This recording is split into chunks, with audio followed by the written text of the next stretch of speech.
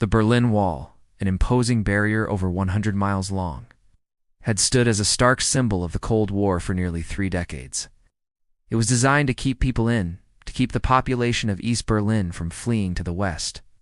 For those who lived under its shadow, it was a constant reminder of their restricted freedoms. For those in the west, it represented the ideological differences and the division that had split not just Berlin but the entire nation. The construction of the wall began in 1961, and for years it seemed as though it would stand for decades to come. But why did the wall come down in 1989? What led to this pivotal moment in history? One of the primary reasons for the construction of the Berlin Wall was the mass exodus of people from East Germany to West Berlin. After World War II, Germany was divided into 4 occupation zones, each governed by one of the victorious powers: the United States, Great Britain, France, and the Soviet Union. In 1949, the zones of occupation became the separate republics of West Germany and East Germany. But the border between the two was far from secure. People were able to cross freely, and many East Germans took advantage of this, moving to the west for better economic opportunities and personal freedoms. By 1961, this had become a serious problem for the communist government of East Germany. They were losing valuable workers, and the brain drain was accelerating. Additionally, the border was heavily fortified, causing friction between the 2 German states and becoming a symbol of the larger ideological struggle between communism and democracy. So in August 1961, the East German government began to erect a barbed wire fence along the border, which would later be replaced by a concrete wall. However, the wall did not stop people from trying to escape. Many risked their lives and crossed over to the west. By the mid-1980s, the desire for freedom and democracy in East Germany had grown significantly. The government's restrictions on travel, the economy, and the flow of information had created a climate of resentment. People were tired of living under the watchful eyes of the Stasi, the secret police force tasked with maintaining order and stamping out dissent.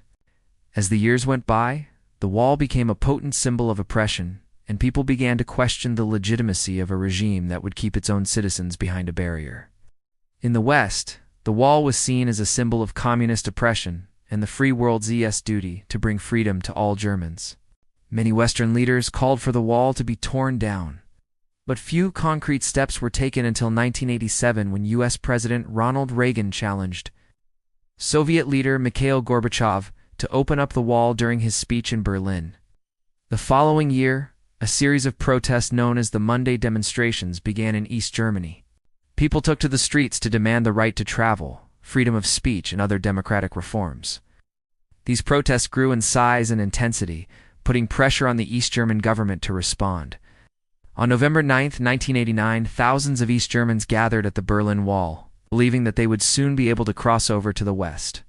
Earlier that day, the East German government had announced new regulations regarding travel to the west. But the announcement was confusing and contradictory. When the protesters arrived at the wall, they were shocked to hear that they could not cross over despite the new regulations.